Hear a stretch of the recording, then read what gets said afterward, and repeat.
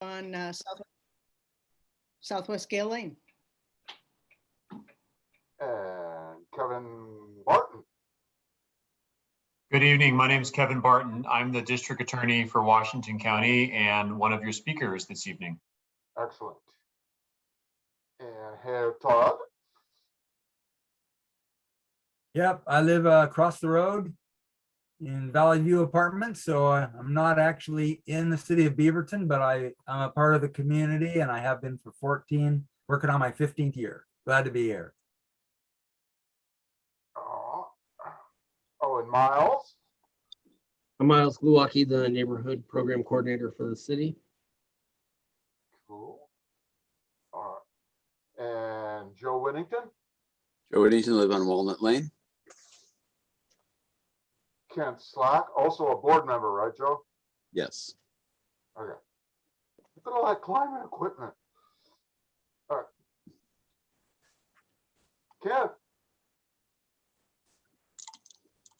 Kent Slack, good evening. Where do you live? All right, we'll get back to Kent. Oh, this is so fun. All right, so it looks like Chris Swenson is on with us. Yes, I'm also a board member. Oh, there I am. Yep. Chris Swinson here. I live on Ernst Road, board member. Having trouble with the camera right now. If I can turn it on later, I will, but otherwise I'll be here. Okay, great. All right, and Dieter is here. Good also a evening. board member. Yes. Dieter Leubner on 83rd. No trouble with the camera, but I am not camera ready. So forgive me for not being in the picture right now. I will try to change that, and then I will join you guys with video. Okay. Hmm. All right, there's Ken Slack. What do you do? Yeah, my audio's on now. Kent Slack, Pointer Road. Vice chair. Vice Joe, lucky me, vice chair. Yeah, doing a fantastic job. Yeah. Go. Okay, so wait a minute. That means 1, 2, 3, 4, 5. That means we have a quorum in case that something comes up. In case. In case we all just decide to become Beavers fans. Nope.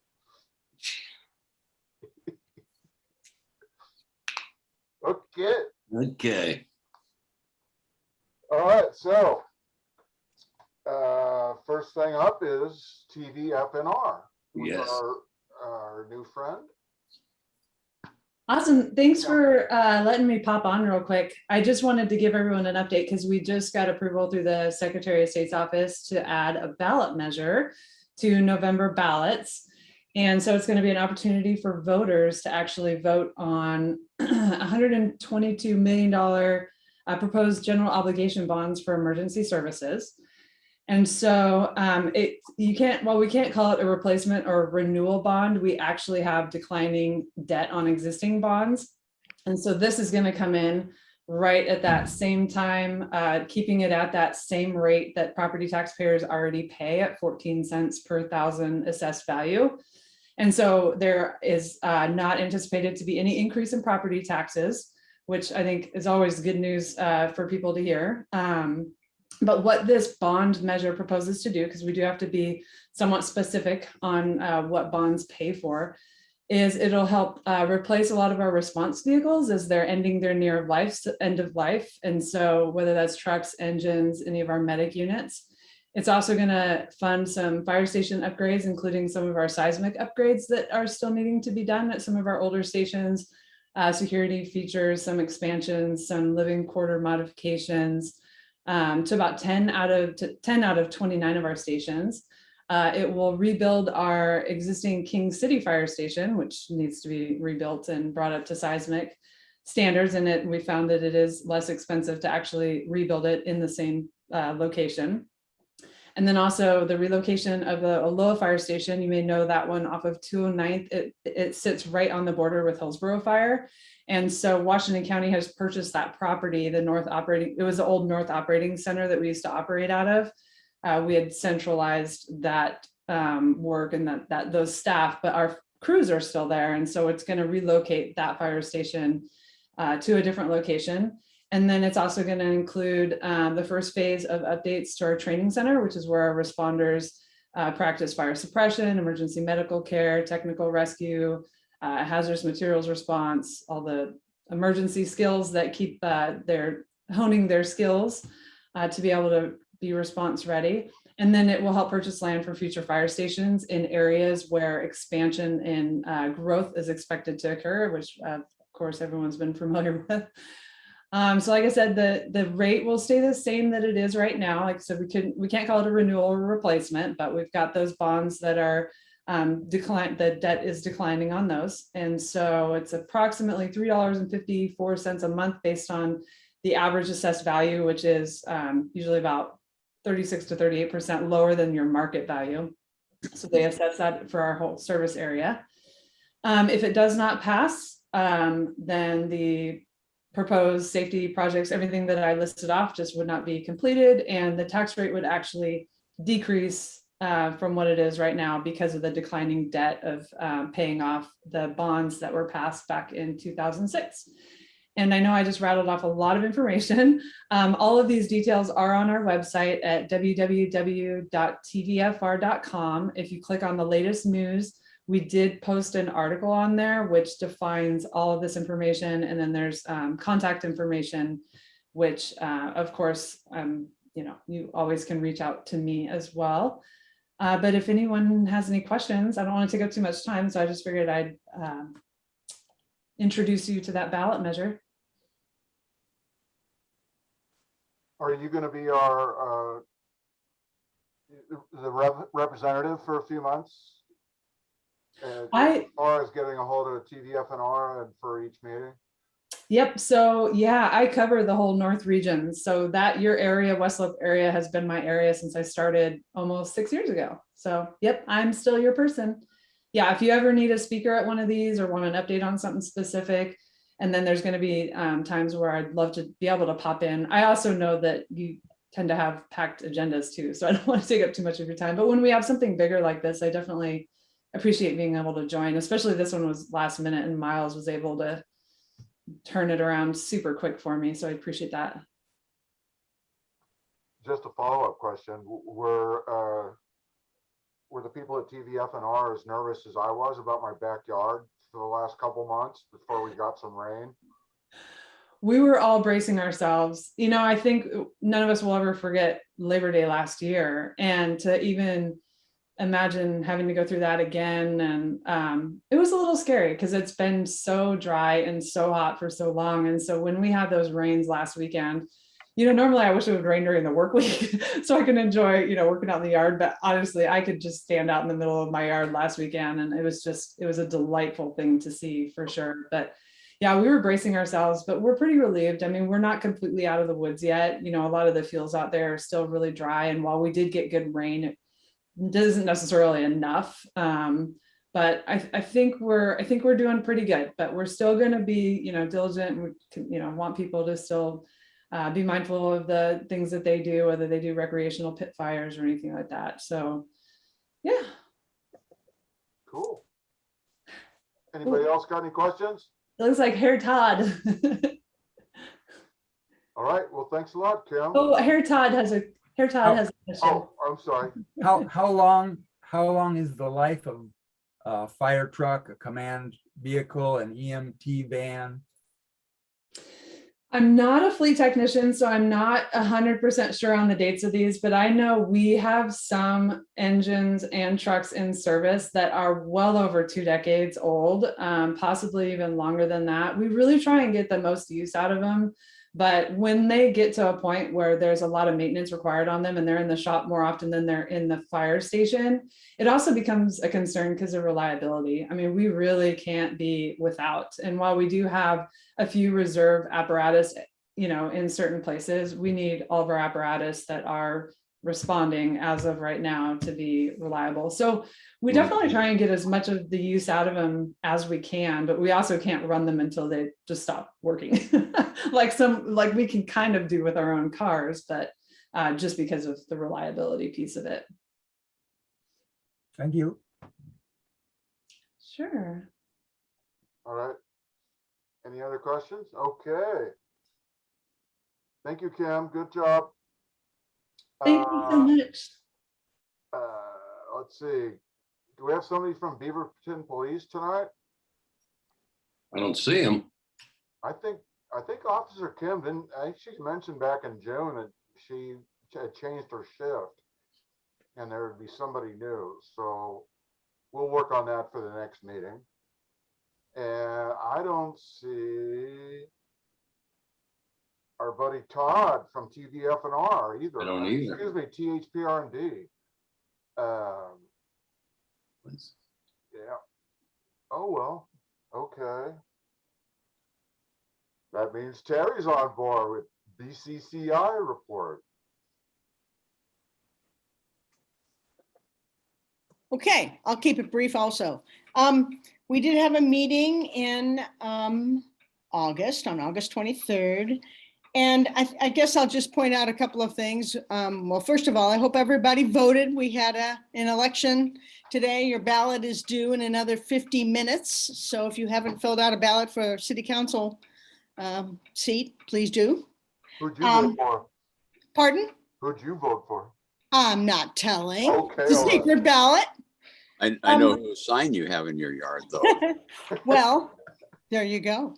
And I guess one thing that I'll mention from the meeting, the city is undertaking what they call a tree code audit. And basically what that means is they are reviewing how they manage the trees that are in the city. And they found that there are many places, both in the code and in policies, where there are a lot of missing links and things that do not jibe very well and may not meet the needs of the city for purposes of tree preservation and et cetera, when it comes to development. So they're going to be conducting an audit of that. And so we will be updated in the future and probably have some public comment opportunities in the future. And we did have a voters forum September 9th. I don't know if anybody watched it, either live, yay, all right, or on YouTube or TVC TV. But anyway, we're very proud of our sponsorship of our voter forums, and it was the city council race, 2 candidates there, and we actually did it live. And that's the first time in a year and a half where we've had any live event. So, and everybody stayed safe, masked up when they weren't talking. So it all worked out very well. So, oh, and again, one other thing I think I will mention, remember when we were talking about traffic calming and the policies pertaining to projects that are proposed for traffic calming, and the Traffic Commission did actually change their rules regarding projects and the voting on a project. And they reduced the amount or the number of votes. Sorry? The percentage? The percentage was changed from 66% or 67% to 51%. So that may make a difference with respect to the number of projects that successfully get through the Traffic Commission. So Terry, was that 51% of all the eligible voters or 51% of the voters? 51% of the voters. So that was another thing that, well, eligible meaning, but they're not subtracting the ones, the ballots that do not get return, or they don't count the ones that don't get returned as no's anymore. So Okay. it'll just be, That's the most significant part of yeah, it. that was the big one. So that was that's going to be possibly a real big change. We'll see. We'll monitor it and see how it influences the projects that go forward from here. Okay, that's it, unless anybody has any questions. Terry, I've got a question about the tree audit. Yes. Does that also include looking at areas like Canyon Lane, for instance, where trees often fall on power lines and cause power outages, or is this just looking at tree preservation issues? Somebody actually asked that exact question. And I think because basically utility tree maintenance is a separate function. This is really more for policies about tree preservation and or what is a significant tree and trying to come to terms with more the planning side of trees rather than emergency or utility maintenance, which are really more the utilities themselves are Right. really more responsible for that. Well, that makes sense. I was just curious because I know up at our house last winter, I think we had 3 outages from trees falling in about the same area over the winter time. So I don't know if that's something that we can, as a group, look into or bring up with the utility company or not. Well, yeah, that would be something, Carl. Maybe we can think about it at a future meeting, having a PGE representative come and talk about their maintenance program. Good 'Cause I idea. know- No problem. I just talked to them just a couple days ago. Okay. They All right, had- well, Yeah. thank you. they had- That would be great. I mean, we've got the winter coming up soon, so it'd be nice to take another look at that before the weather comes. Absolutely. Okay, thank you. All right, thank you. Good work. All right. Who's the representative for the city of Beaverton to speak with us tonight? Miles? That's me, Carl. See what we got today. Are you guys even back in business? Are you still, everybody's still working mostly remotely? Mostly remotely. Some people are back in the building. Kind of depends on what the job is. Well, Terry mentioned the election, and that's tonight, and the fall voters forum. So it's a little too late to start watching it now, so I'll skip that one. We have a community vision survey that identifies community-inspired actions the city will work on during the next decade. Back in 2016, the plan included 5 goals and 104 actions, and the next community vision will occur this year and next year. The Visioning Action Committee is our city board that leads the outreach efforts on this, and there's a short, like 3-question survey that I will drop into the chat if you have time during the meeting to take the survey. That would be great. And then we just want to remind everyone to help us mitigate the COVID-19 surge. And there is plenty of information out there, but face coverings are required when visiting all city buildings, including the visitors at both library locations. That's all I have. There's one other activity that'll be happening. The Beaverton Arts Mix is on virtual. That starts October 1. So that will be online. I have 3 photos in that. Oh, That's a really? great show. Yeah. I didn't have that on my list, but make note of that. And isn't this also a restaurant week or whatever? It is restaurant week, and they're doing special promotions. I think 40 plus restaurants in Beaverton are doing special promotions for restaurant week. So if you're looking for a good meal, head out to downtown Beaverton or one of the other locations. It's all on the webpage. All the different restaurants. Interesting. We usually get notices, email notices on that. I don't recall getting any notice on that at all. I know they posted it on the Facebooks. I don't know if they've sent out emails, but I'll check on that. Yeah. Yeah, I'd have to agree. I didn't get anything either yet, but I'm sure it's coming out. All right. Any questions for Miles from anybody? I'll be around after the other presenters if somebody thinks of a question too. Okay, great. Treasurer's report. Ken Wolfgang, please. Not here. Oh, imagine that. Okay. All righty. Well, that takes care of our regular scheduled city agenda. And since our new friend Kevin Barton, the district attorney for Washington County is here, we'd like to give him some time to speak with us. Great. Thank you, Carl. Thank you, everyone, for inviting me to speak. I have to start with a confession. Hearing about Restaurant Week, I haven't had dinner yet tonight, and I'm pretty hungry. So that sounds pretty good to me right about now. So what I was hoping I could do is share with you just a little bit about the work of the district attorney, what we do in our office, what I do as your district attorney. I'm the elected DA for Washington County. I think I've got about 15 minutes or so on your agenda. I'm happy to make that shorter, or if people have questions, make it longer, but I'm going to shoot for about 10 to 15 minutes of comments, probably 10 minutes for me and 5 minutes for questions. I've got a PowerPoint with just maybe about 10 slides to share, only to spur a conversation. And I'd like to encourage all of you to interrupt me with questions and maybe ask for a little bit of help, because I can't see your little boxes of your faces when I do my PowerPoint. So if someone does have a question, maybe just interrupt me if you don't mind, because I want to make this as useful as possible for you all.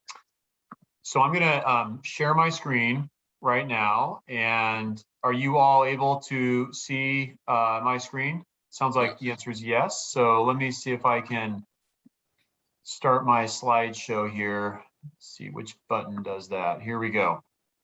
Well, first thing is, I'll just tell you a little bit about me. So I am the district attorney. The district attorney position, it's an elected position. And I'll talk about all that professional side of me in a moment, but maybe a little bit of personal, just so you know more about Kevin. That's me.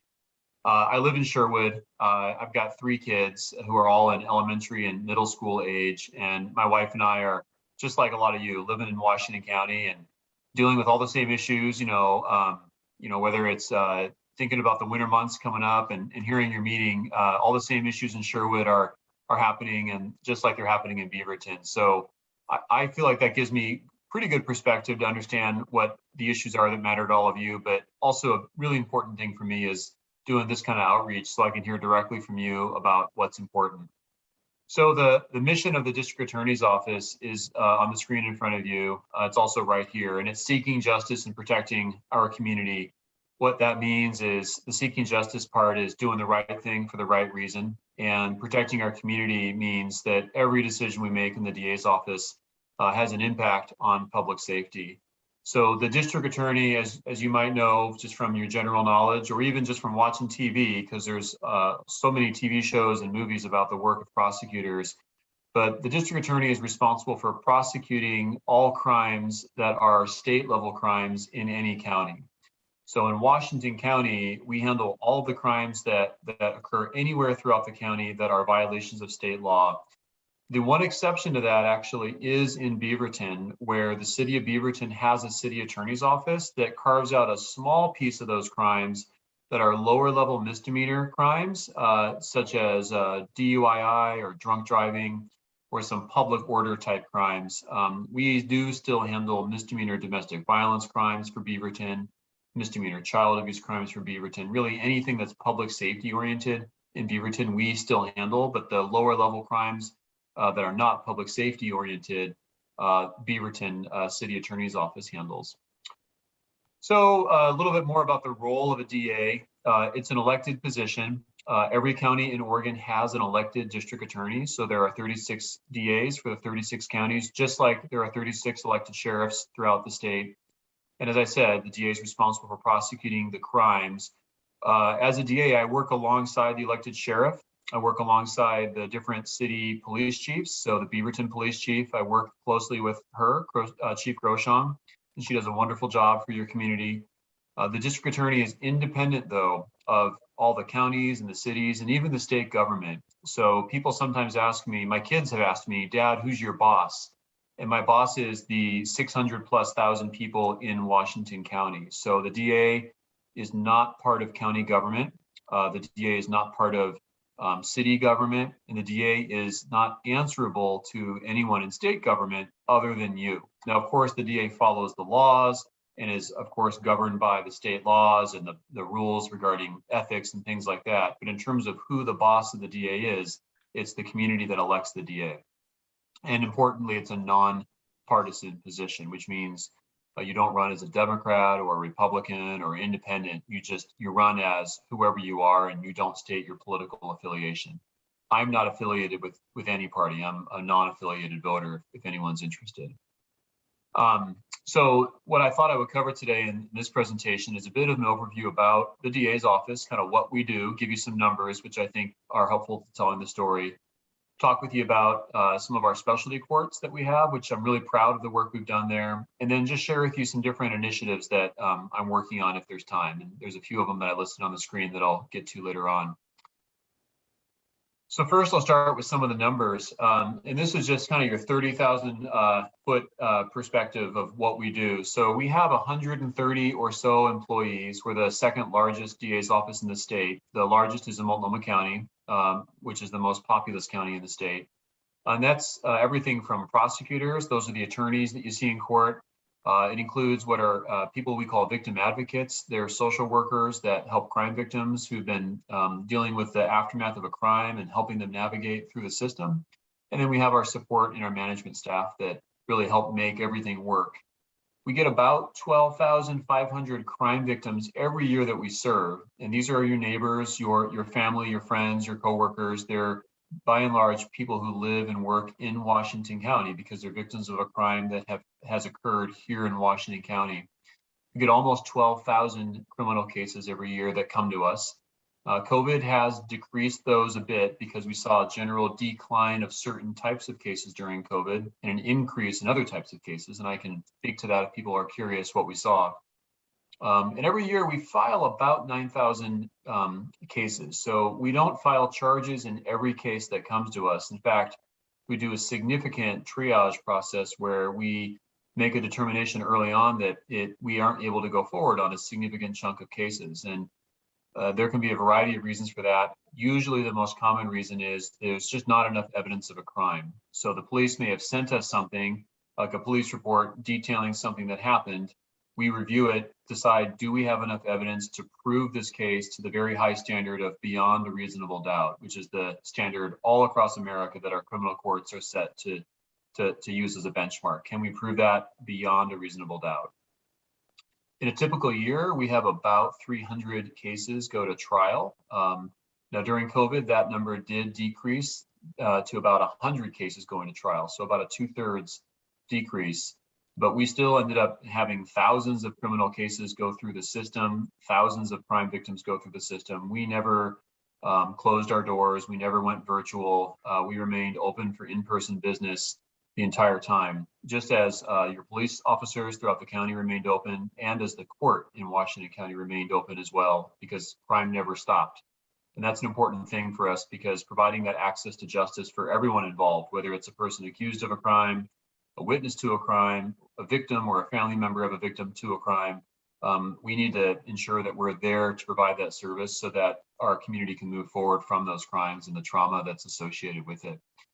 And finally, something we do some involvement in has to do with money, although not much involvement, but we do obtain orders for people who have been injured. So for example, if someone were to, let's say, steal your car, and I hope that does not happen, but if someone were to steal your car and you, let's say, had a deductible to pay for the damage done to your car, and the person who stole your car was caught, we would ask a judge to order that person to pay you what's called restitution, which is the money to compensate you for the deductible that you had to pay to make you whole. So we obtain orders for about $5.5 million in restitution every year. And we also help collect child support for parents who are owed child support obligations by another parent. And that's to make sure that our kids have a roof over their head, food on the table, clothes on their back, because good families and children that are well cared for helps keep our community safer. It all comes back to the prioritization of keeping Washington County safe. So that's kind of an overview of the numbers. I'm going to pause for a second, and as I'm kind of turning the page here and talking about specialty courts, and just ask, does anyone have any questions so far? I got a quick one. Sure. If you got 300 trials a year, I mean, this past year alone, how are you filling the jury box? I mean, is it still a general call out where everyone shows up at the Washington County, court, or has it been tough to fill the jury box? So we still fill the jury box, although we've actually moved away from the jury box because of social distancing. So because of COVID, especially when COVID, I'd say in the early days of COVID up through, I'd say the beginning of this past summer, what we did was one trial, which would normally take place in one courtroom, was actually spread out across multiple courtrooms, where we would have the jury sitting in the gallery area of the courtroom, which is the larger kind of the audience area, if you can picture that. And they'd be spaced out by at least 6 feet. Everyone would be wearing face masks. Witnesses would either wear a face shield so that you can see the witness's face, because sometimes that matters, or sometimes a clear face mask, depending on the nature of the case. But we still had jurors coming in for jury duty and did everything we could to provide them with that safe environment. The responsibility for ensuring that jurors come in and that they're safe actually falls on the court and the judges. That's not something the DA controls. We are one part of that process, where we are one of the sides to the criminal case that shows up in court, but the judges actually bring the jurors in. Great question. Any other questions before I talk about specialty courts? Well, I've got one. Yeah. So the DA, okay, what's the equivalent for the city government for like Beaverton? So in Beaverton, you have the city attorney, and the city attorney's office handles both civil cases and criminal cases. So within your city attorney's office, you have some attorneys who will go into Beaverton Municipal Court and deal with, let's say, traffic fines and violations of city code, and then lower level misdemeanor cases like driving while suspended or disorderly conduct or something along those lines.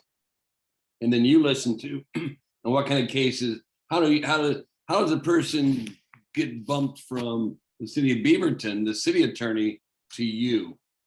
Based on the severity of the crime. So any type of crime where there's a concern about public safety. So for example, let's call it a misdemeanor assault. Somebody punches somebody in the face, or a misdemeanor domestic violence. A husband punches his wife in the face, or a child abuse case where, let's say, I don't know, a teenager is fondled by a teacher. Those are all misdemeanor crimes. And when that does occur, though, those are misdemeanors that are more serious than the other type, and those will come to our office. And then all felony crimes come to our office. So we will handle everything from the cases I just mentioned all the way up through murder. That's what I'm getting. So the most severe cases go through the DA's office. That's correct. Think of it this way. Anything significant or serious generally comes to our office. Anything, less, I don't want to minimize what the city attorney's office does, but anything that doesn't really have a significant public safety connection that is a misdemeanor typically goes to the Beaverton City Attorney's Office. Well, then here's my next question. How come there's only one of you? This seems like a big job. Great question. So there's one of me, just like there's one sheriff, but I have deputies that work beneath me. So in our office, we have about 130 people that work in our office. Of that number, a little over 40 are called deputy DAs or deputy district attorneys. Yeah. They are the ones, just like the sheriff has deputies that go out in the county and, might pull you over or might respond if there's a 911 call. My deputies are the ones that go into court and handle those 12,000 cases. Gotcha. So there's 40 deputy DAs in Washington County. I think it's actually 42 when we're fully staffed, but that's correct. Okay, I feel better now. Yes. Well, and I'll tell you, it's a growing county, so there is a growing need. And our lawyers are very busy. You're definitely, I can assure you, as a taxpayer, you are getting your money's worth because, it's not an 8 to 5 job. They frequently work nights and weekends, especially when we have a trial happening. It's, all hours of the day or night. I get a phone call every time there's a murder in Washington County. And those are usually, unfortunately, between 1 a.m. and 5 a.m. So it's a late night call and around the clock job, but keeps us very busy. Now, do you hire these deputy DAs? Because we only vote for you. That's correct. Yes. Your job is to choose these people, these DAs. So they apply through the city? No, they apply through the county. So the way it works is they are deputy DAs. I hire them. My office does. the way the government is set up is by law, every county is required to fund their DA's office. The DA is a state elected official. So I am a state official, not a county official. And then the county, though, has to give me the money to run the office. So although I'm independent from the county, they can't tell me what to do. They have to give me the money so I can run the office within the county. And all of my employees are technically county employees. The county pays their pay stubs, but they answer to me because I'm their boss, and they're acting with the authority as my deputies, just like a deputy sheriff is sworn in as a sheriff's deputy. Okay, now I get it. Count on a bunch of lawyers to make it complicated, right? Yeah. 42 lawyers. Okay, that's good to know. Yeah, so let me talk with you a little bit about some of our specialty courts. And I'll start by telling you a specialty court is essentially an effort to try and address what I'm going to call a root cause of crime. If I were giving you this presentation 50 years ago, in the 1970s, let's say, there would probably be no specialty courts on the screen, or maybe one. But specialty courts are this recognition that a lot of the underlying factors that sometimes play a role in crime occurring are complicated and aren't necessarily solved by the blunt instrument that we have in our traditional court system. So let me give you an example. Let's take an example of someone who commits a property crime. So let's say you have someone who breaks into a number of cars and is stealing purses and wallets and things like that. Generally speaking, there are two different reasons that I've come across that people steal things. One reason is greed. They want something that's not theirs, they see it, and they steal it. There's really not much you can do to address greed through a specialty court, because the reality is you just need to make the criminal understand that the consequence is more burdensome than the potential benefit of committing that crime. So if you steal, you will get punished. That's how we address greed. More often than not, though, especially in today's community and today's society, a number of people who commit these theft crimes are dealing with an underlying addiction. And we're dealing with an out-of-control drug epidemic across the state, but especially in the Portland metro area, and especially with opioids and meth. And we've seen this in the news, but I'm here to tell you that it is completely out of control. So a number of these people are dealing with drugs, and they're oftentimes stealing to feed that addiction. So a specialty court tries to do a lot of things at once. Number one, hold somebody accountable for their actions. Even if they're motivated by addiction, there's still a principle of accountability that needs to be at play. So you are responsible for your actions. Number two, let's get you into some kind of treatment so that we can hopefully put you on a better course, so that moving forward, after this case is over, you won't be committing this crime again. And then number three, let's see what else is going on while we're dealing with you and set you up for success. Because no matter what we do, even if we were to send you to jail or prison, chances are when you're done with that sentence, you're going to come right back in our community and be living among us again. And we don't want you to continue to steal. We don't want you to continue to have an addiction. So specialty courts have been incredibly successful in accomplishing those things that I mentioned. They are very time consuming and resource intensive. So it's always a balance of what can we do and who can we funnel through these specialty courts. We have a number of them set up to deal with a number of different issues. So for example, if you are someone who has a drug addiction, we have a couple different drug related specialty courts. If you're a US service veteran and you're dealing with some type of trauma or injury or criminal behavior that's somehow connected to that trauma or injury that was connected to your service. So let's say you're injured in connection with your service and you develop a heroin addict after you're off of the prescription drugs, or you have PTSD and you're self-medicating, something that's service related. We have a specialty court for US service veterans that's been very successful.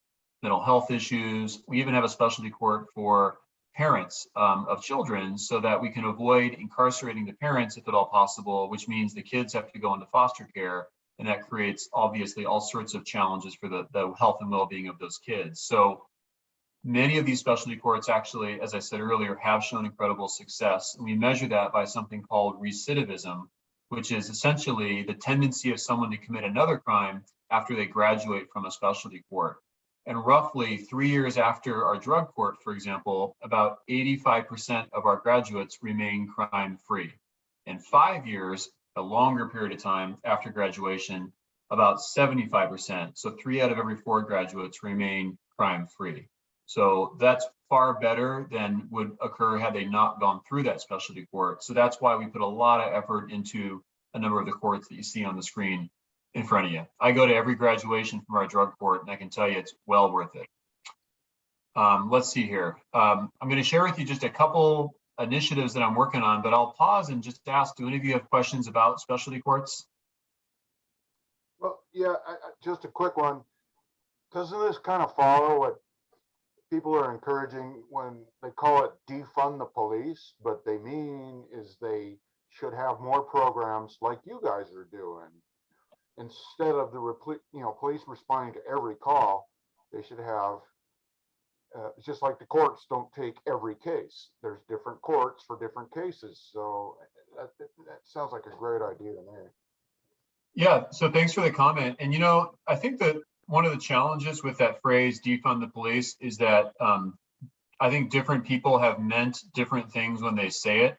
And so I think there are some out there who will say defund police, abolish prisons, just do away. And we've seen a little bit of that. For example, in Portland, they took money away from the gun violence reduction team about 1.5 years ago. And there's a lot of people that believe that that's directly tied to the increase in gun violence in the city of Portland. So if you just simply take away, if you just defund or divest and don't do anything else, then that's, in my opinion, a net loss. You're just taking away. If you can shore something up with, let's say, an additional non-law enforcement or non-traditional law enforcement approach, and then once you got that support in place, then you're able to draw down the traditional approach. To me, that's a more measured response. And I will tell you, if we were talking about the police end of things, I'm really talking about what happens in court after the police get involved. But if we were talking about the police end of things, there's already in Washington County quite a few efforts out there. For example, our sheriff has a system in place where it's called a mental health response team, where they pair a master's level mental health clinician alongside a police officer in a squad car, and they go out and present an alternative to taking someone to jail. They can take someone to a hospital or get them some treatment if they're experiencing a mental health crisis. And we've had that now for almost 10 years. So it's nothing new. We're expanding it, and it does provide an option of avoiding the criminal justice system altogether. The key is not every case is appropriate for that, but many cases are. So it's a matter of making sure that these cases go in the right lanes so that we're providing the necessary service to, again, going back to keep the community safe for everyone involved. Yes, I'm not sure, is it Herr, Todd, Knaupp? Yes. So how much of your position, since you're the district attorney head and you have all these deputies and staff, how much of your position is administrative rather than dealing with, like administrative, setting up overall programs versus this prosecution that attorneys do? Thank you. So I do far, far less time in court. So before I was elected as DA in 2018, I was one of the deputy DAs in court prosecuting cases, just like you see on TV, in court doing that. I don't spend much time at all doing that now. I don't spend my time either doing purely administrative things, like HR type things. A lot of what I do has to do with making larger policy decisions. So for example, I'm involved in the decision on every murder case that we have.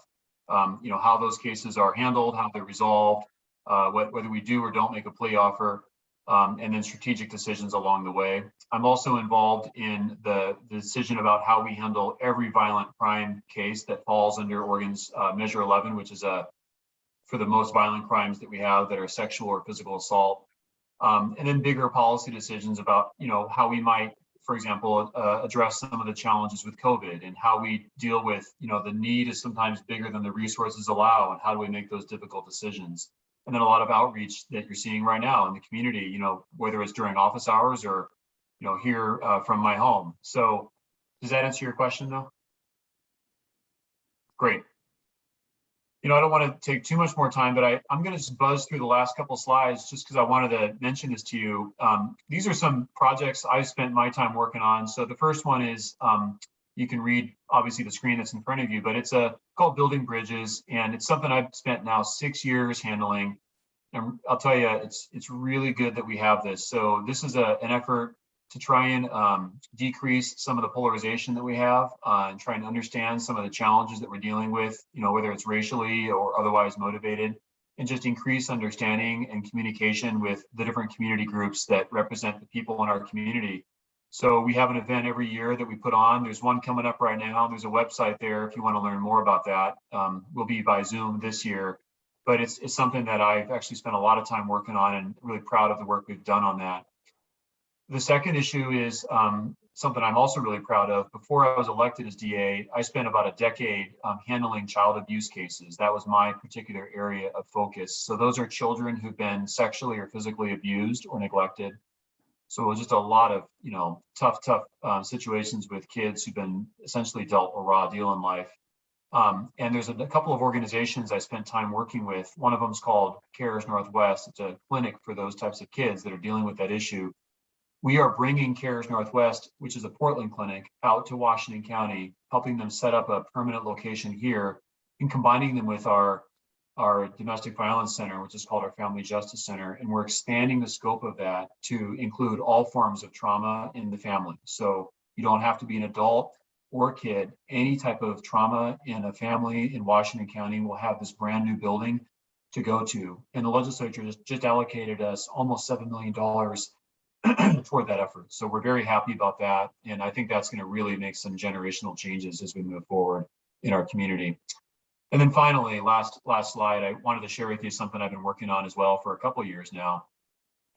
After our kind of community had a lot of conversations about, how do we address some of these racial tensions that we're dealing with, I realized that we need to do more work in the legal community to ensure that the lawyers that we have, not just in the DA's office, but community-wide, are a better reflection of the community that the lawyers serve. So we created something that did not exist, and it's a statewide diversity legal job fair to help recruit attorneys and legal professionals, so legal secretaries or paralegals or just other people that are non-lawyers that work in a legal environment, so that we can help diversify that profession. And so we put our first event on last year, and we're doing another one this coming March, and the flyer for that event from last year's event is up there for you. So it's just an idea of some of the things that we do in the DA's office that may not directly relate to a crime that happened, but I still believe do have an impact. So that's going to be it, I think, for now, because it's getting late in the evening and I'll stop sharing my screen.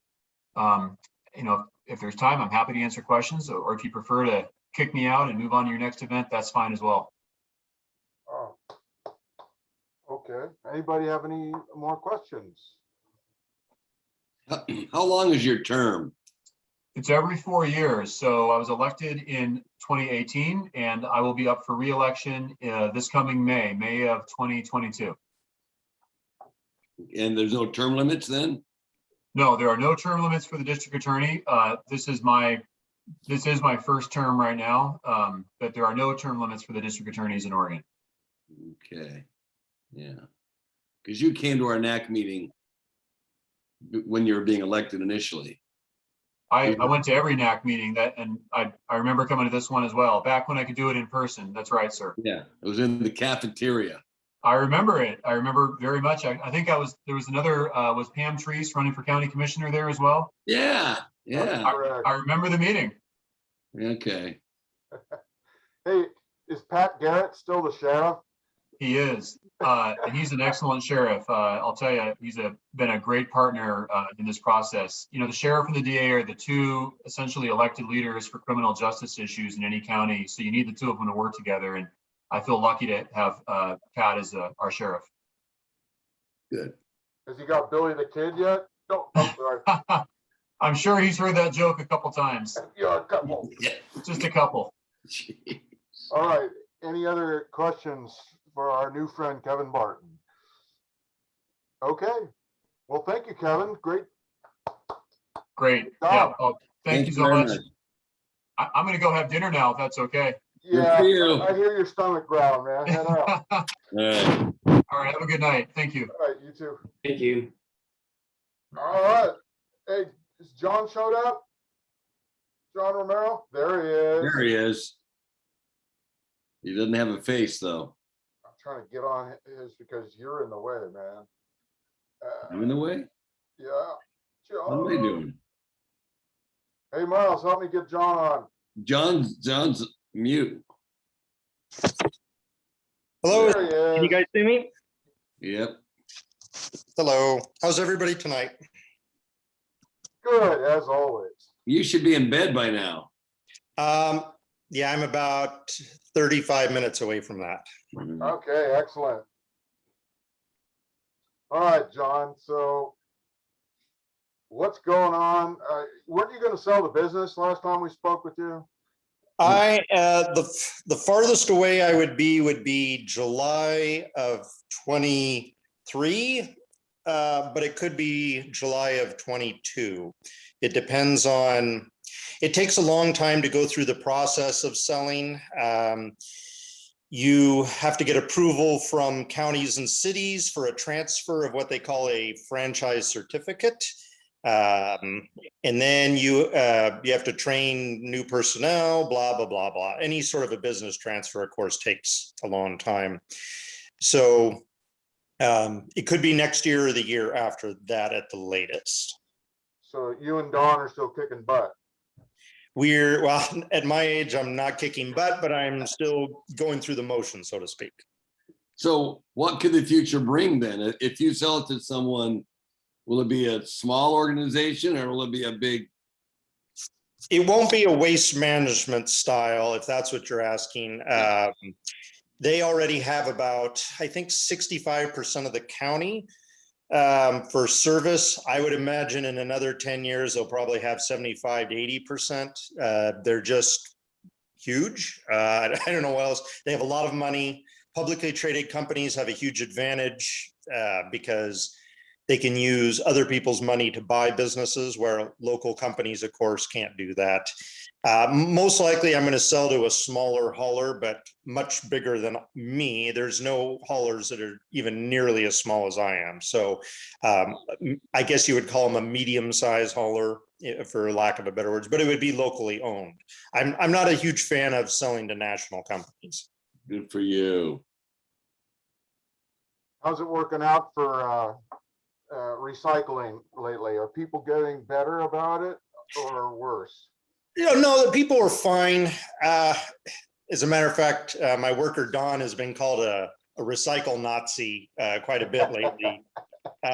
He is a little tough on it, but his opinion is if you start allowing too much garbage in with the recycling, then you really just have garbage. And I agree with him. But anyway, recycling, it depends where a customer comes from, to be honest. There are certain haulers. The bigger haulers tend to just try to get as much service done in a 10-hour stretch. So their guys don't pay much attention to the quality of the recycling. So if I get a customer from a big company, they tend to be like, well, I don't understand. My other hauler took all these things. So it's a process of going through, but most people actually do care and are pretty decent about it. Good. What about the kitchen scrap thing that the city of Beaverton installed, gave you that little bin? Yeah, so throw it into a paper bag. How is that working out? about half the people gave me those bins back. So I have a garage full of about 300 bins, which is, I don't know what I'm going to do with all those things. But most people use like small biodegradable bags. You've probably seen them in the store. They're kind of green in color. They work fine. The biggest issue that I really have is just trying to keep vectors away. Rotting food smells, well, you guys can know what it smells like, and it draws animals to the bin. So I've had them chew through the plastic and do that stuff, but there's not a heck of a lot that you can be done about it. It's just the nature of the surface. We need more owls. Yeah. There's a few in West Slope, to be honest with you. There's, oh, I know. I got a hoot owl out my window just recently. yeah, I have seen them around early in the morning. Good. so everyone's been pretty good about keeping their bins on the street. Yeah, there is, do you want me to go over, there was a rate change earlier, a couple months ago. I might as well, is it okay if I spend a couple minutes talking about Sure, that? sure. So most of the costs that garbage haulers have is due from dumping bills. My dumping fees are about 40% of my total cost for the month. And Metro, which is in charge of garbage, they're in charge of the zoo, they're in charge of a whole variety of items. They raise the prices about 16% to dump, which their biggest raise ever before had been 4%. So having a raise that big at one time is problematic. So almost all the jurisdictions in the Tri-County area had to raise the rates to compensate for the extra dumping fees. And Metro has been hinting that they want to build a new transfer station for garbage out in Cornelius, which wouldn't affect where I'm at, but there's a place called a Hillsborough landfill, but it's going to eventually fill up. And so I think they're looking at an alternative, and purchasing land and everything else is very, very expensive. So I think that they're rat holing a bunch of money away for that purpose. But haulers always get a little testy about it because we're the ones as haulers that actually raise the prices on people. Metro just raises my prices. So in other words, what I'm trying to get at is if there's any issues with customer complaints, they don't call Metro, they will call me. Although I didn't have hardly anybody complaining this time. Sometimes it used to be very brutal in the old days when the clientele was noticeably older. Younger clientele don't complain as much about garbage rates as they use as people did. I know that sounds horrible to say, but people that were over 70, if you raised it 25 cents, they'd go through the roof. So there was a big rate change for that. The only other issues on the horizon is there's a specialty company called Ridwell, which is a company that goes around and they collect what they call hard to recycle items for a fee. And they've been trying to get some traction in Washington County. They're in Portland. And when I say hard to recycle items, it's stuff like styrofoam, clamshell plastics, the real oddball stuff that nobody really wants. CFL bulbs, I use it myself. Okay, so you use Ridwell. Oh, Okay. yeah. So and there's been a lot of fighting in the jurisdictions and the haulers. I to be perfectly honest, I could care less that they're here. Some haulers do not share my opinion, and the reason that I don't understand fighting them necessarily is, and this is just between us, is that I can't take that sort of stuff to my local recycling facility. They won't accept it. So if somebody else can find a reason to reuse it, you know, that's understandable. I don't have a huge objection with it. But that's become kind of a hot point within the county. I don't know what the end result of that's going to be. There isn't a lot else going on garbage wise, to be honest with you. Just COVID had a huge impact on the volumes that we got of garbage. Everybody stuck at home. Everybody doing yard work because they couldn't go anywhere, you couldn't go on vacation. So volume wise, all of us haulers saw way increased volume compared to years past. So and that's really all that's been happening. Not a heck of a lot else.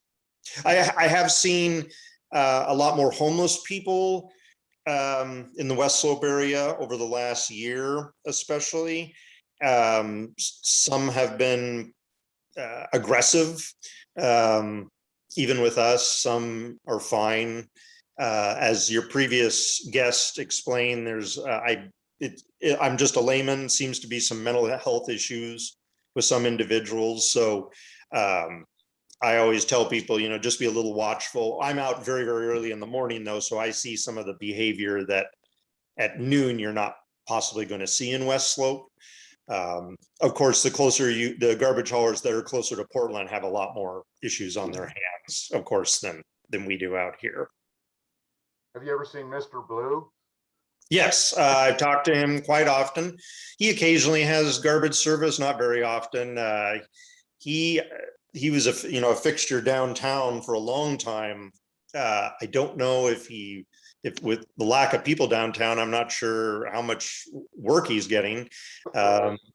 But he's been, I've never had any personal issues with him, but twice hitchhiking, man. I've given him rides all over town. yeah. So at first glance, you might think something if you have a stereotype, but he's been nice to us. He always waves to us. Cool. The bigger problem we have is, and I'm sure you guys are aware of this, is just the school traffic.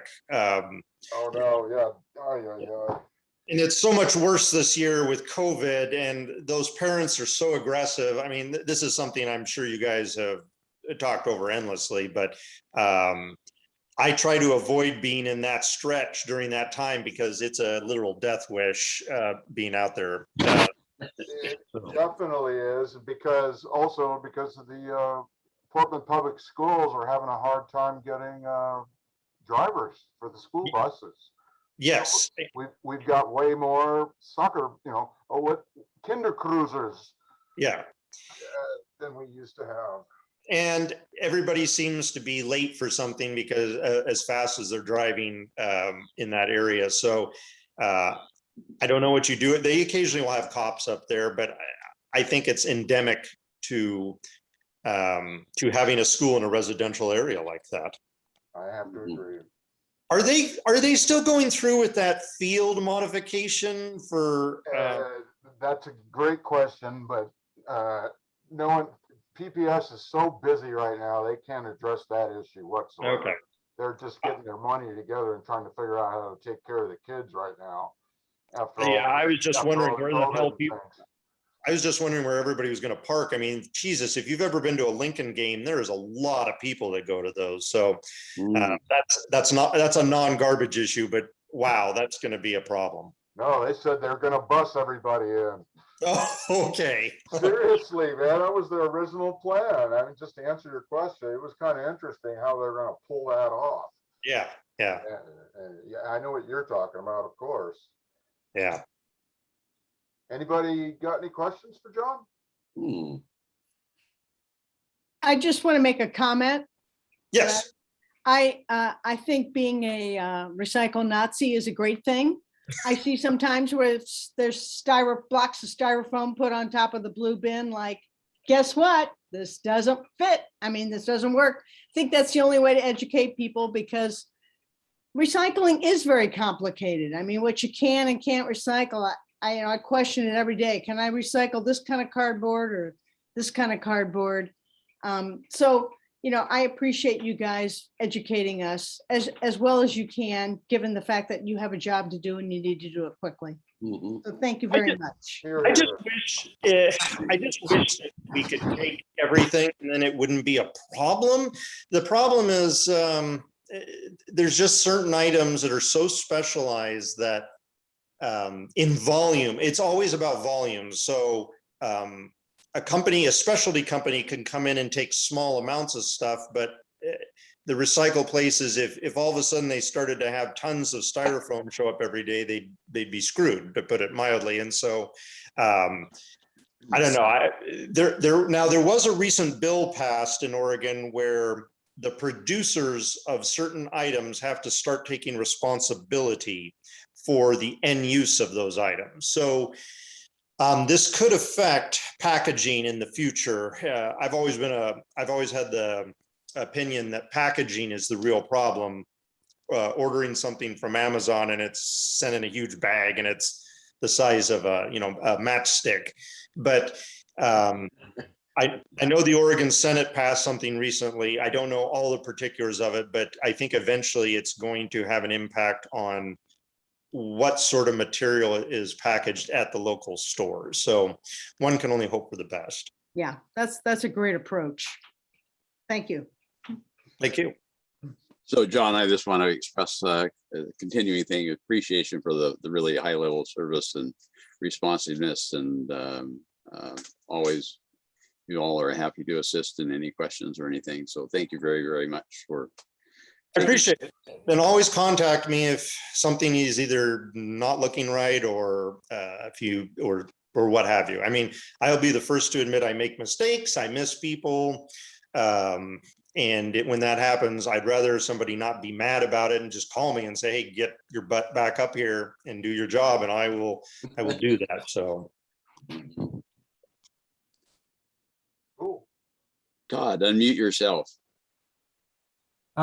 So has the volume gone down since we've had all these COVID restrictions and all the COVID fear and all that? Or has it been just a steady, huge volume for 18 whole months? It started to go down about 3 months ago, and people started to take vacations, and then the big spike happened again. So it's back up. Although I am seeing some where I think some people have just like, I don't care, I'm going to Bermuda. So that was something that I'd never seen before. I basically had a whole year where customers were never gone, and that's just never happens. And so people venturing out generally means they're not having as much stuff shipped to them. I mean, we were getting so much cardboard. Everybody was redoing their decks and their everything. So huge amount of, and then of course the government checks that were sent out really affected. I had a joke with my employee that you could always tell when people got their check because you'd see the huge 65-inch television cardboard box out within a couple of weeks. So it did good on stimulating the economy, but it did provide a lot more recycling. I will say that for sure. So I don't think it's going to get as bad as it was at the height of it, but it's a slow decrease. Thanks. All right, anybody else? No, All thank right. you. Great job, John, as always. We really, as Joe said, we really appreciate your efforts. We're lucky to have you as our Yes, we are. provider here in our little neck of the woods. Well, anytime you want me to come back, just let me know. I'm sorry we can't be in person for obvious reasons, but hopefully that will change soon. So Well, I might want to bring you back just for your political commentary. I kind of dug that. All right. all right, guys. And the Thank you, crows everyone. love you too. All right, take care. Bye. Right. Cool. All righty. Any old business? Old business. Where are we at? Oh, John Romero. Okay. I think we were talking about having a sponsor sign down at the Eden Garden. And I don't think that ever happened. Sponsor sign. Yeah, saying since we've been giving them money, I thought it might be good to publicize Yes, the NAC saying that we're supporters, and Oh, that's a good idea. I don't remember that. Would you like to I think- design it? I think Joe, or do you well, I want me think to hand draw one? Miles had said, yeah, I'll check that out or something, but I don't think it's happened. You know, The garden has looked really good. They've been working. Really does. down does there. anybody know who to get a hold of associated with the garden? I don't know who those people are. Oh, yes, I We do. I'll do. find her. Whoever we give the checks to, that would be a good person to contact. Oh, Yeah, shoot, what's her name? yes. She lives right on Canyon Lane, if I'm not mistaken. Well, yeah, right there next to Sylvan Court. Yeah, right there. It's a duck country. I think that's her. Yeah. I'll think of it, but like Joe said, we can find her name off of. But why do we need her though? I mean, they're not. They won't mind if we put a sign up there. We'll I make think it- it'd be better to coordinate it rather than just having it show up one day. Oh, of course, I totally agree. But we want it to be something attractive. Something that's gonna make people say, wow. Yeah, Like what? I don't know. Something floral, maybe. Because we have Olive Canyon Road that looks at it. The That's a nice flowers are already publicity. there, man. Yeah. Okay, so Eden And I was gonna get Gardens- out there with some cardboard and a Sharpie and get it set No up. That's what I cardboard. was gonna do. No cardboard. No, if you guys can find out the size, what you want it made out of and what you want it to say, I'm happy to get it made. All right. We could even get matching grant for that, eh? You could, sure. Yeah. Even though, actually, it technically is West Slope. I think that one little strip going down towards the storage facility that's just half a block away. That's also part of West Slope, but it's just yeah. I mean, that's where we're getting on the edge of Beaverton and unincorporated and West Slope. But anyway, I know how to find her. The other day, here's a good one though, Kent. Yeah. Somebody started dumping stuff at the bottom of Pointer Road. They did? Yep, there was somebody's doing a remodel up the hill, and they came in on Thursday night and dumped, speaking of which, yeah, 2 doors, interior doors with the full casing, and I ended up filling 3 contractor bags full of styrofoam. That's so terrible. But I cleaned it up on Friday after I noticed it, and the contractor who's building the house next door to mine just happened to be there at the site, and he brought his trailer around because he was loading up a bunch of trash. Nice. So he took the doors, but I've still got 3 bags of styrofoam, which Ridwell, for a full bag like that, they charge you $9. Oh, really? But Okay. Well, you can run that down to Tiger. I'm not taking all that time. I'm just gonna pay the $18 and have them haul it off. Screw that. Well. Anyway, I guess the message is keep an eye out for people starting to dump stuff. So, because I did check the ODOT land that's on the other side of the door on the sound wall, and there's still a dead deer that's been there for 2 years. Oh, So I picked up the skull and put it up on the wall, on the wall. It's totally dried out white bones now. I can't believe it. Anyway, that's my neighborhood. I'm done. Anybody else have any other questions? Okay. Can you update us on what our changed meeting dates and times are? Are we going to a different day to that's right. Thank you. attract more No, city hotshot politicians to weigh in? no. And also, are we going to look at some facility that, if and when we can do this in person? No. You have to move. Just to answer the first part of your question is that we need to change next month's meeting to Thursday, right, Miles? So we can meet with the mayor. And that would be the 21st.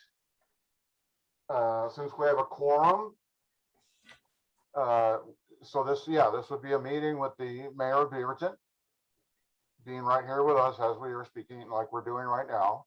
And so it would just be for that 1 month. We don't have to change all our meetings, just for 1 month. It's October 26th, Carl. Oh, I thought it was 21st. It's a Thursday. I thought we were changing from Tuesday to Thursday. I'll look real quick. Oh, the 22nd? Oh, I think you're right. I think it's 22nd, Friday.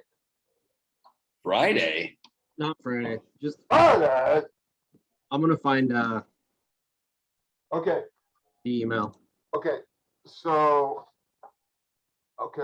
as long as we have a quorum, would everybody be in support of just changing the October meeting to a different day to accommodate the mayor? Yeah, so is she gonna have a real agenda or is she just gonna be here to answer questions? She's gonna come over and hang out with you on your couch. There you go. All Okay. right. Carl, everyone, I have her scheduled for Thursday, October 28th. 28th, okay. 28th. Following week. That's all Yeah, right.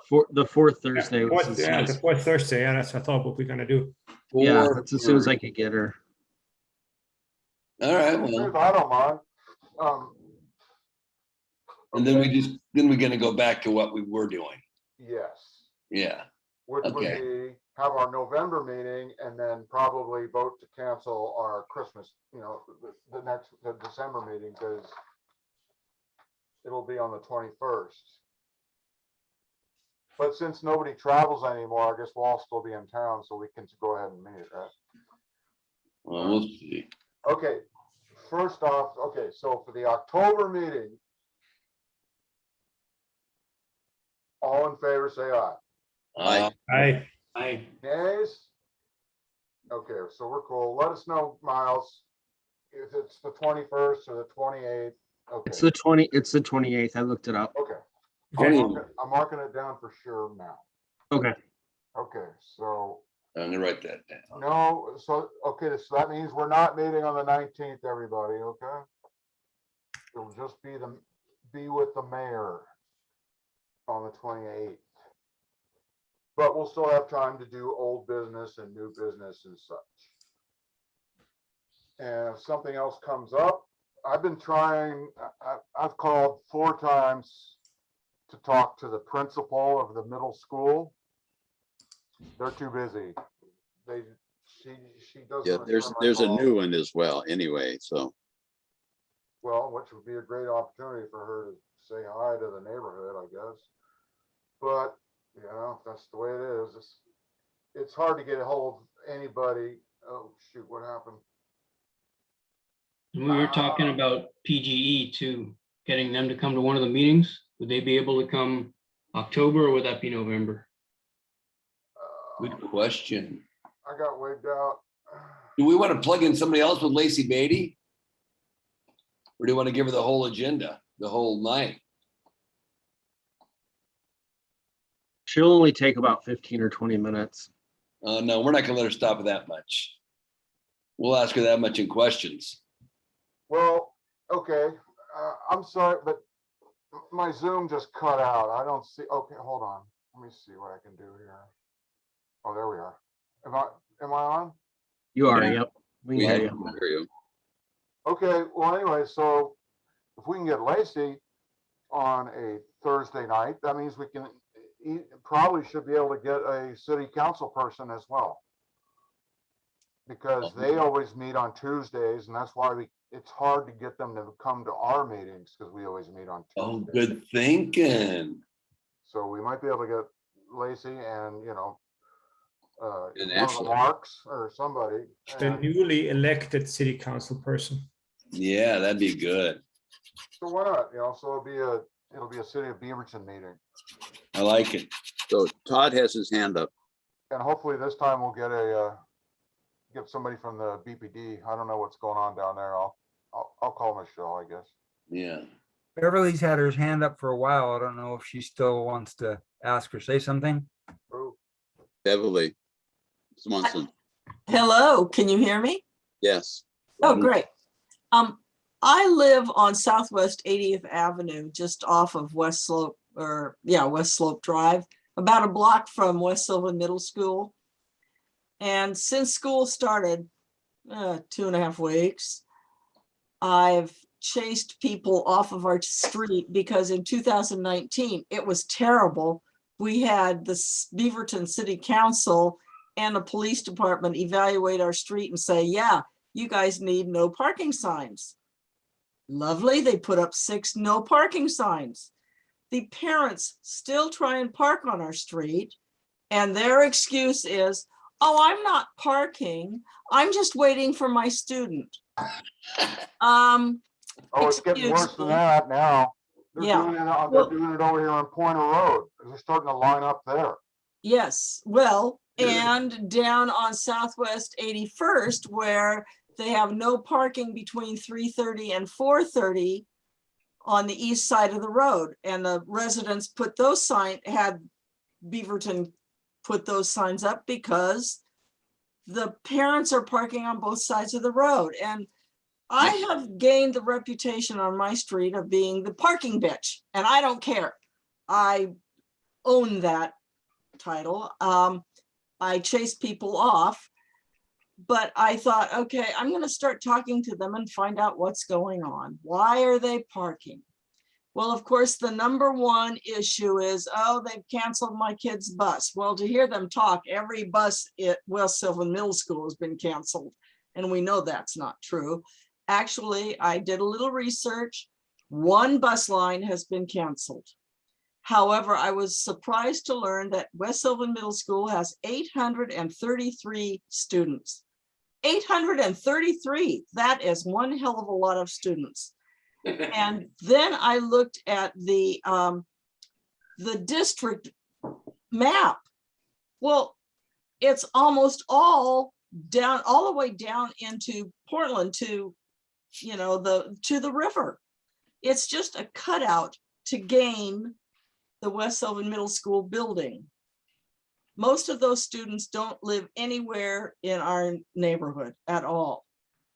And these people really, I understand they have a problem with, you know, not enough buses and all of that, but they really don't care that they are blocking all of our streets. And I know, Joe Whittington, you live up in an area where they back up along Canyon Lane to where you can't get out. Well, actually, we're just a little bit beyond West Slope Drive, so yeah, I mean, impacted us that much. But God help you if you're trying to come back or go out during that time of day. Well, it would be nice if the NAC could interact with the principal there, and the principal could send out some kind of email to the parents about being respectful, to the parking signs. I was appalled that the parents, as their kids, middle school kids who are going to be drivers soon, these parents are saying, oh no, they're modeling, oh, you don't have, it's okay to park in front of a no parking sign. That's great modeling for kids who are going to be drivers soon. And, you know, something really needs to be done. Yeah, we've had principals You want to lead a before. committee? Pardon? Would you like to lead a committee to look into that on behalf of the NAC? Because I just mentioned that I've tried to get a hold of the principal 4 times in the last year, and she will not return my calls. Really? Well, So somebody else has to take the horns, because I will tell you, I have not addressed the principal yet, but I did file a report with the Beaverton police. And they came up and put more cones along West Slope Drive, which didn't help 81st or 80th at all. I'd be happy to walk down there to the principal's office and talk with her, if that would be helpful. That and would be report helpful. back to you. Yeah, Ken will go with you. I will. Oh, you nodded your head. I can make it, I can request an appointment and let you know when. Good luck. So, you know, Yeah. I just think that I know they are having a hard time. I get it with the parents, but they really, it's like they don't care. Yeah, and it would help if the principal spoke on our behalf. And in the Yes. past, we have had the principal at our meetings, but this is a new principal and, you know, Well, you know, if I walk into the school and say to her secretary, hey, I need an appointment and I need it now, darn right. you know. So I'll be happy to do that and let Yeah. Carl know when she'd be willing to meet with us. That'd be perfect. Good. Everybody? No. May I suggest one thought here? This is, you know, we were always trying to get the Beaverton police to come up and, you know, try to render some parking enforcement. And it would help probably momentarily, maybe for a week or two, but then it will revert to the old pattern. And my thinking is that it probably is incumbent upon the school to provide some people who manage traffic flow, including, the supervision of the no parking zones. And that needs to happen basically every day, doing the drop off and the pickup times, which I don't know how approachable PPS is in that matter, but the school probably needs to step it up in order to have a regular presence. Yep, I agree.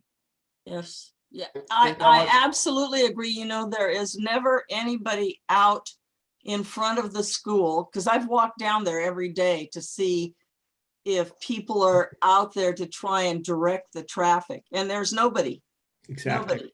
Yeah. You may have to escalate it up to the Portland School Board. And There again, you go. Joe nailed and it. how much response you'll actually get is hard to say, but that may be the next step. Yeah, we need a school board member. Very good point. Yeah, We've had them before too. Plus they can tell us about the baseball field. I mean, they can answer more questions than just that. Well, think how much worse it would be if that thing was functioning right now and they had gone through with that project. But Not only would you have all the kids coming in with their kinder cruisers, and then we would also have the kids coming right after them being bussed in from Lincoln to practice football or play baseball or softball. Yep. well, just an FYI for you guys, there are numerous games after school every day and on the weekends. And the trash buildup has been horrendous. Neighbors have been complaining about that because there's not enough garbage cans, and there have been a number of those, what do you call those vans, food vans that show up because, hey, there's all these people, we'll sell food. Yeah. And so now we've got a trash issue also down on the field. So it is getting worse. Yeah, document it and use it or bring it to any meetings you have with the principal or Portland Public Schools. Okay, good idea. We've been down that road prior to the field extension, that the meeting that we had with Beaverton Planning Commission. So we've done the photos and proven that this is a mess. But this hasn't gotten us anywhere. So we need to kind of restart this whole process and scream louder. And I can already tell you, you're fighting Portland School District that has a mass of people that do not live here, that do not vote here, that do not pay taxes here, and they will show up for the meeting and advocate for whatever the purpose is that they want to have this field changed and more cars and more food trucks and. So the whole playing field is skewed, and we got to be very forceful and loud in order to make ourselves heard. Last time we were thoroughly outvoted by people who have no business actually in voting here because they don't live here, they don't pay taxes, they don't vote. They still did it. What? Voting for what, Dieter? Oh, for the field extension. I don't know. You haven't been down there at that meeting a couple of years ago. That was an object lesson in what a great social media presence is doing. They sent out an email to all their constituents, and they had 40 people show up and advocate for that field. And we were like a handful of guys that were sitting there and say, hey, hold on a second, that's our neighborhood. We lived here all the time. You guys are coming in for a couple of years and then you leave. And we are still stuck with the traffic and the trash and the noise and all this stuff. So we've been through this. It's just a repetition of the same issues that we tried to bring up with the city of Beaverton and with the Portland School District. It was always about the traffic. That was one of the first and foremost issues that we tried to bring to people's attention, and nothing has happened. I would suggest this would be a good topic to bring up with the mayor next month when she comes. Precisely. If they get a call from the mayor, they're a lot more likely to respond than from us. Exactly. So mark your calendars, October 28th. Even though the mayor didn't have anything to say about Portland Public Schools. No, but we are voters here. We are taxpayers. We are. That's a fine difference. Yeah, maybe she had some influence with the mayor or the school. She was helping us in the end. Good. I'm not mistaken. She recognized that this is not a tenable situation for people Good. in the neighborhood. But the PPS property is in Beaverton, so she does have something to say. So. Yeah. Mhm. Yeah, we got plenty of questions for her, Miles. She can't be here for 15 minutes. No way. Good, you run the meeting. Well, all we're gonna be doing is answering I'm questions. serious, I Vice can Chair. grill her. I'll About be time you quiet. stepped up and ran a meeting. Just but- be quiet. What? I know where you live, motherfucker. Oh, he left. All right. He'll be back. He'll be back. Okay. Do we have anything else? Well, I just want to relate, it's kind of a delighted to be in Beaverton story. I noticed that my credit rating took a very sudden hit. Ooh. And dropped like 100 points or something like that. And so it was an arduous process, but I determined that someone was using my name and had opened an account, an AT&T account, and they had a balance of $1,200, which had been referred to a credit agency. And then that had been put on, the collection action had been appended to my credit report. Of course, we knew nothing about it because they weren't using our address or anything. And so on the complicated process, finally I got a packet from AT&T fraud department and about 8 or 9 pages to fill out. One page required doing a police report. So I called it in, and Officer Stubbs called me back, and I'm going through this. Says, "Oh, I need your signature." And anything. Okay, I'm gonna come right over. And he came to the house, and we sat down, and we went through that, and we filled out the whole thing. And then he followed up with 3 or 4 phone calls and email messages and everything, and he was just all over it. Wow. And so they've taken that off my credit record, and it's all fixed. But it was very impressive, the amount of immediate and enthusiastic support that was provided. And if that had been Portland, No I way. would have never even gotten a call back. So Beaverton Police, they're an absolute gift. They are. I'm really happy that we're in Beaverton. Yes. Yes. All right. Well, I don't know if Carl's coming back or not. Well, maybe it's a blessing and a curse. So, Yeah. okay, another question? Yeah. Todd, you're muted. Sorry, am I unmuted now? You're You are. fine I now. was yeah. just going to say a core group of people who are united in a cause with passion and knowledge and intelligence, like a neighborhood association committee, can make their voices heard. It happens all the time in negative ways for groups that are small, but they're united. We can stand up and we have a very desirable neighborhood, and yet Portland will listen if citizens get involved, as many of you have volunteered to. Inconvenience. Yes, it's an inconvenience and time consuming and all that. But anyway, that's why I love the feeling here. I've been here so long, even though I'm on this huge main, Highway 8. I still feel a real sense of just a nice atmosphere here versus, I've lived in many other places in many other cities and in Portland and on the countryside. But anyway, your voice can be heard. Numbers matter, but they don't matter if you're consistently advocating for yourself. And Mrs. Swanson sounds very, what's the right word? You can express yourself well and forceful and passionate and intelligent, and other people here in the committee that I listen to. So anyway, I just, even though I don't have a voice, I know I can contribute, even if I'm not in the city of Portland. And you can definitely contribute, even though you're not a huge neighborhood down in Multnomah County. Thanks. Nicely said. Nicely said. Was there anything else? Should we? Yes, I think that's, I guess the other, for the 28th, hopefully the meeting will be, the notification email will go out earlier. I think the signs went up before any emails appeared that I saw. Anyway, so yeah, let's try to promote it.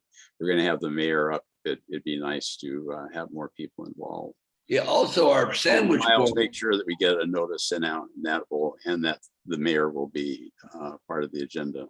But our sandwich boards won't say that though, because they say Tuesday nights. Well, we need to change them. Well, we already have Well, changed. we can do I mean, what we've done in the past, we just printed something out and taped them over. So Oh, that looks classy. Yeah. Hope it doesn't rain. I still have my Meet the Mayor placard from like 15 that's years nice. ago. That's nice. Rob Drake. that's right, we did have those. Yeah. I think we stuck them on the top of the sandwich board, right? Yeah. Exactly. That would be nice. All right. All right. Yeah, I think it'd be good to promote that and make sure we get a good turnout. All right. You want to vote in the meeting? I'd No, second before we that. go, Carl. Yeah. So let's adjourn. Let's adjourn. Adjourn. Okay.